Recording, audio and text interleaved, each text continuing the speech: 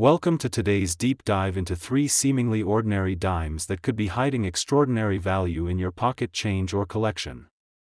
We're going beyond the usual suspects to explore three specific Roosevelt dimes from 1983, 2003, and 2004 that have caught the attention of serious collectors and have commanded surprising prices at auction.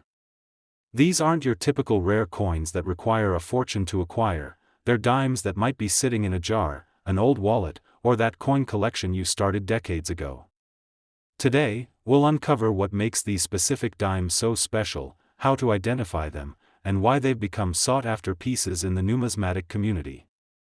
Let's start with the 1983 Roosevelt dime. Now, you might be thinking, a dime from 1983? That's not old enough to be valuable. But that's where many collectors miss out.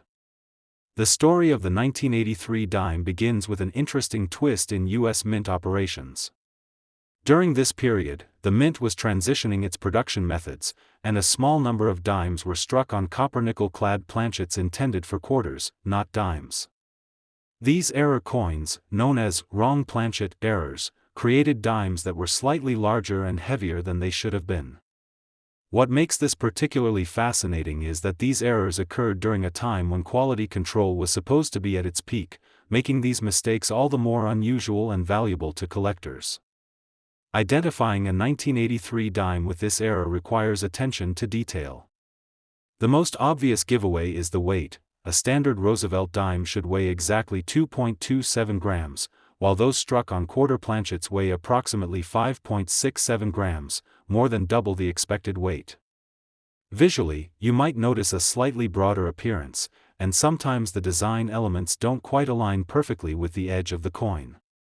The rim may appear thicker or more pronounced than on a standard dime.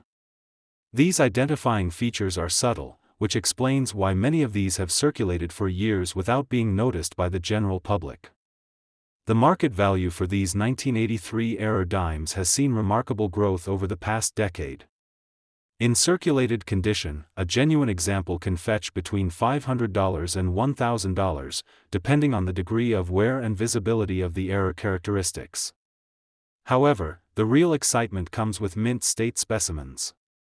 In 2019, a PCGS-graded MS-67 example sold for an astounding $18,800 at auction, setting a record for this particular variety.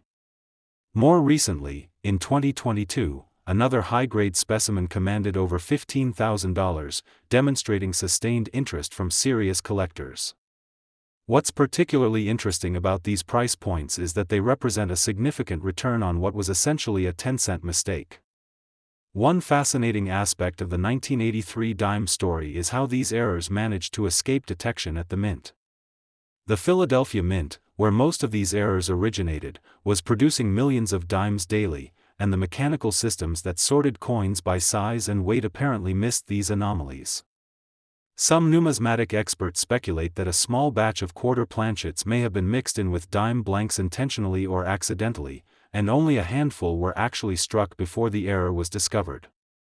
This theory is supported by the fact that no significant quantity of these error coins has ever surfaced, suggesting that the mistake was caught relatively quickly in the production process.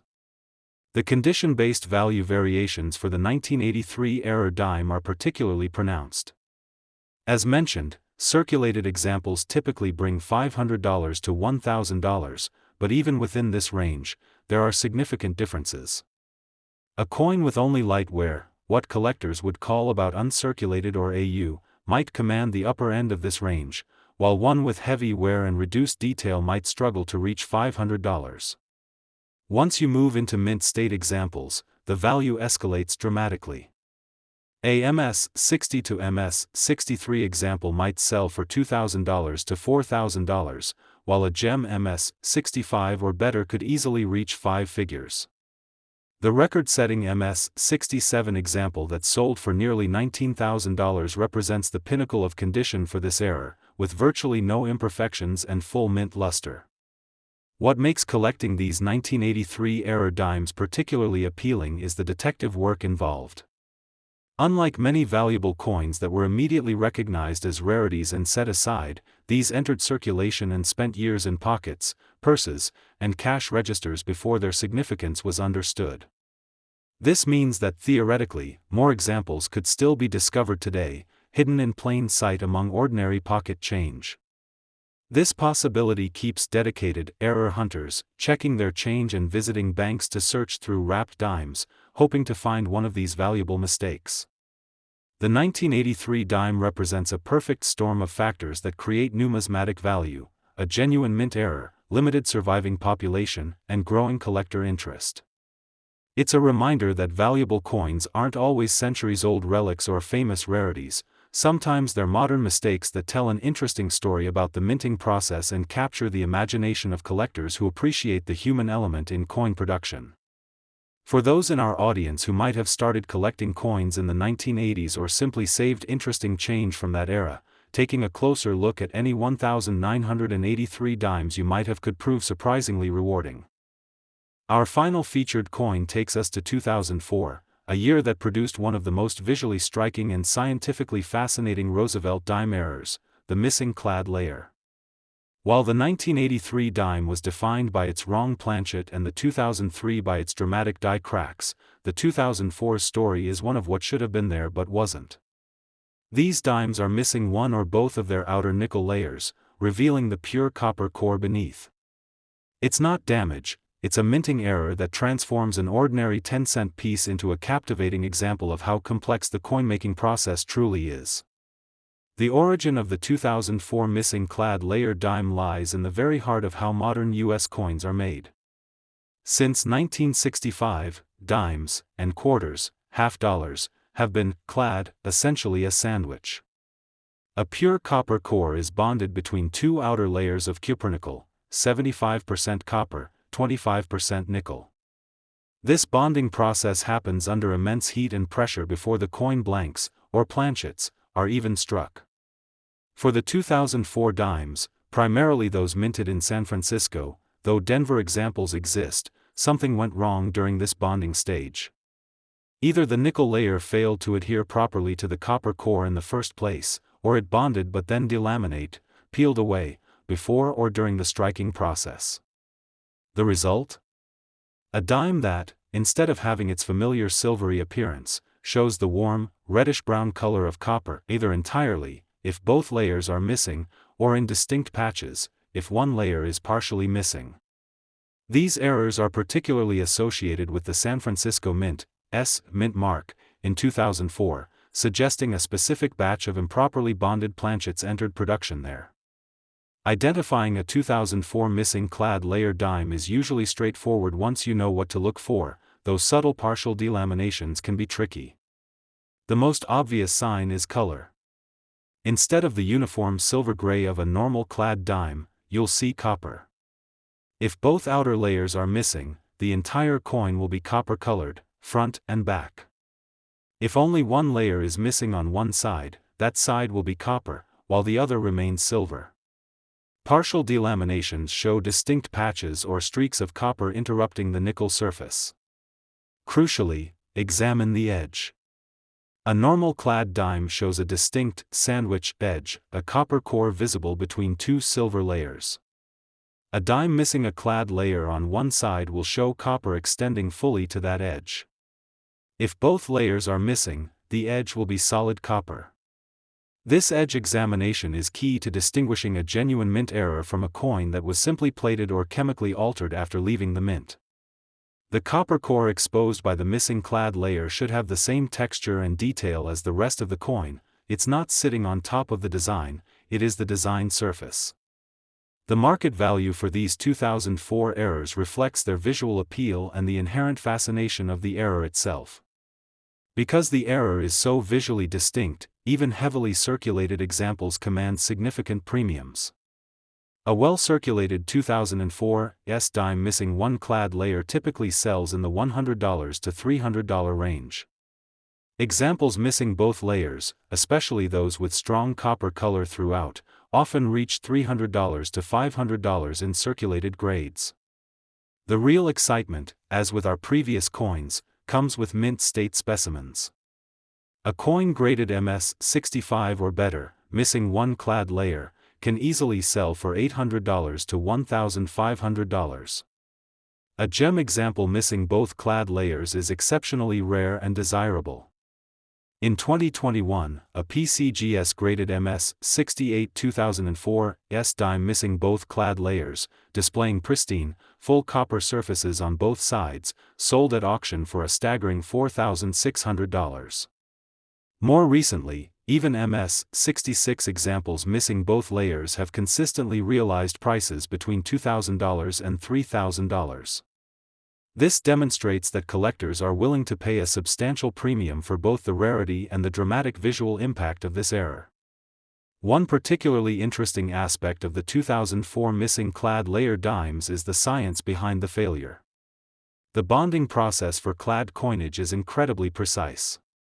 The copper core and nickel layers are cleaned, heated, and passed through high-pressure rollers that literally force the metals together at an atomic level, creating a metallurgical bond. For this bond to fail completely on a planchet, leaving it entirely copper, or to delaminate so cleanly after bonding, points to a significant contamination issue, a problem with the rolling temperature or pressure, or possibly a flaw in the metal stock itself for that specific batch.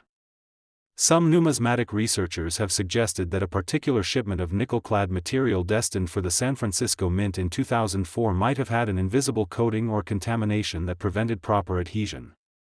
While the exact cause remains a subject of discussion among mint error specialists, what's clear is that it was a relatively isolated incident, explaining why these errors are scarce and highly sought after. They represent a tangible, visible failure in a process that works flawlessly billions of times a year. Condition is paramount for the 2004 missing clad layer dime, perhaps even more critically than for the 1983 or 2003 errors. Why? Because the exposed copper core is inherently more susceptible to environmental damage and toning than the hardy nickel-copper alloy. Copper oxidizes, developing spots, stains, or an overall dark, unattractive patina much more readily. A circulated example with heavy wear and dark, spotty copper surfaces might struggle to reach $100, even with the error clearly present. However, a circulated coin that has been well preserved, showing only light wear and retaining bright, reddish copper color, can easily command the upper end of the circulated range. In mint state, the difference is night and day. A MS-60 coin with the missing clad layer but noticeable contact marks or spots might only bring $200 to $400. A MS-63 with clean surfaces and good color jumps to $500 to $800. A true gem MS-65 or better, with full, original mint luster on the copper surfaces, no distracting spots or stains, and razor-sharp details, is where the big money lies, easily $1,000 to $2,000 for a single side missing layer, and multiples of that for both sides missing. The record-setting MS-68 example was essentially perfect. The copper surfaces were as bright and lustrous as the day they were struck, with no hint of the toning or spotting that plagues most copper-exposed errors. That level of preservation is exceptionally rare for this type of error. So there you have it, 3 Roosevelt dimes from the modern era, each telling a unique story of minting mishaps and transformed into valuable collectibles. The 1983, too heavy by nature of its wrong planchet, the 2003, scarred by the immense pressure that fractured its die, and the 2004, revealing its hidden copper heart when its outer layers failed to bond. These coins remind us that rarity and value aren't confined to centuries-old treasures. They can be found in the pocket change of our own lifetimes, waiting for a knowledgeable eye to recognize their significance. They represent the human element, the mechanical complexity, and the occasional, beautiful flaw inherent in mass production. Whether you're a seasoned error specialist or someone who simply saved interesting coins over the years, these dimes prove that extraordinary value can hide in the most ordinary places. Take another look in those old jars, those inherited collections, or even your pocket change today. You might just be holding a piece of numismatic history worth far more than you ever imagined. Happy hunting! Now, let's turn our attention to the 2003 Roosevelt dime, a coin that demonstrates how even recent minting issues can create significant value. While the 1983 dime's rarity came from being too heavy, the 2003 story revolves around something far more subtle yet visually striking: dramatic die cracks that transformed ordinary production into extraordinary collectibles. These aren't minor flaws we're talking about. We're examining coins where the die itself broke under the immense pressure of striking, leaving behind distinctive, often spiderweb-like patterns that collectors actively seek out. The origin of these 2003 die crack dimes lies in the demanding production schedules at the U.S. Mint facilities, particularly Philadelphia and Denver. By the early 2000s, the Mint was producing billions of coins annually to meet economic demands. Dies, the hardened steel stamps that impress the design onto blank planchets, have a finite lifespan. They're subjected to incredible force with each strike, tons of pressure repeatedly applied. Over time, this stress causes microscopic fractures to develop and propagate. Normally, dies are replaced long before these cracks become severe. However, in 2003, it appears that some dies were pushed beyond their intended service life, either due to oversight, production pressures, or simply a batch of dies that didn't meet the usual durability standards. When these compromised dies continued striking, the cracks widened and became visibly impressed onto the coins themselves, creating the dramatic error varieties we see today. Identifying a 2003 die crack dime requires a careful eye, but the features are unmistakable once you know what to look for. The most dramatic examples show cracks that extend from the rim deep into the design fields. Look closely at the obverse, particularly around Roosevelt's head, the lettering, and the date. Cracks might appear as raised, jagged lines cutting through these elements. On the reverse, examine the area around the torch, the olive branch, the oak branch, and the lettering United States of America and 1 dime. The most sought-after varieties feature cracks that form complete or partial circles around the rim, or those that create a cud, a raised, blob-like area where a piece of the die has actually broken away. These cuds are especially prized. Unlike the 1983 error, which you could feel with a scale, the 2003 die crack is a purely visual phenomenon, best seen under good lighting and possibly magnification. The cracks are raised on the coin, corresponding to recessed cracks in the die. The market for these 2003 die crack dimes has evolved significantly. Initially dismissed by some as mere damaged coins, sophisticated collectors now recognize them as fascinating examples of the minting process under stress. Values vary tremendously based on the prominence, location, and complexity of the crack. A minor, thin crack barely visible might add only a few dollars to a common dime. However, a coin featuring a major, bold rim-to-design crack, or especially a well-defined cud, commands substantial premiums. In circulated condition, a significant die crack example can easily fetch $50 to $200. The real excitement, though, lies in mint state specimens. In 2018, a spectacular 2003 P-dime graded MS-67 by PCGS, featuring a massive cud break on the reverse, sold at a heritage auction for an incredible $5,750. More recently, even less dramatic but still prominent die crack examples in MS-65 or better condition have consistently sold in the $500 to $1,500 range. This represents a phenomenal return for a coin that entered circulation worth just 10 cents. One particularly intriguing story surrounding the 2003 die crack dimes involves how they were initially discovered.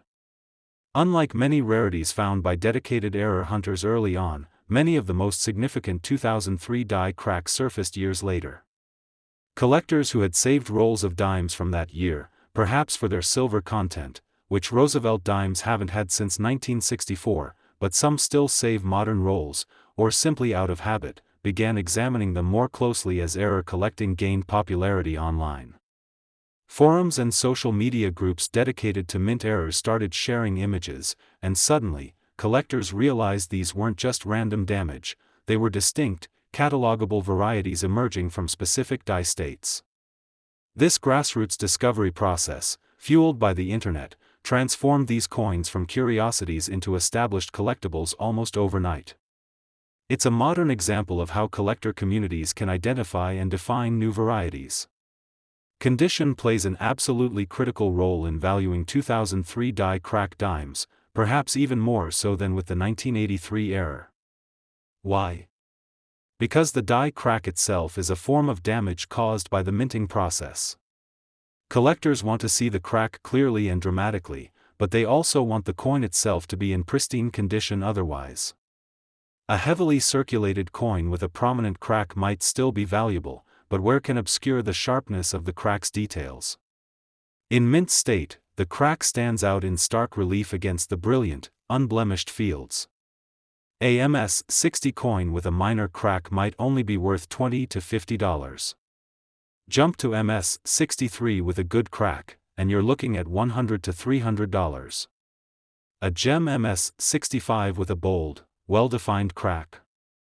That's where you enter the $300 to $800 territory. The record-setting MS-67 with the massive cut represents the absolute pinnacle, flawless surfaces, full luster, and a dramatic, visually stunning error that tells the story perfectly. The contrast between the perfection of the coin and the violence of the die break is what makes it so desirable. What makes collecting 2003 die crack dimes so engaging is the variety and the detective work. Each crack is unique. Some are thin and hairline, others are thick and jagged. Some run vertically through Roosevelt's portrait, others curve around the rim. Some are isolated, others form complex networks. Collectors often specialize in finding the most dramatic examples or specific types of cracks. It's like collecting snowflakes, no two are exactly alike, and the hunt for the most spectacular specimen is part of the thrill. Furthermore, because these errors occurred during regular production, it's entirely possible that more significant examples are still sitting unappreciated in collections, coin jars, or bank rolls. The possibility of discovery remains very real, adding an element of excitement to the search. For those of you who might have put aside rolls of dimes from the early 2000s, or who regularly check pocket change, taking a moment to really scrutinize any 2003 dimes could uncover a hidden gem worth hundreds, or even thousands, of dollars. It's a tangible piece of modern minting history, born from the immense pressure of production and preserved for collectors who appreciate the story etched in steel.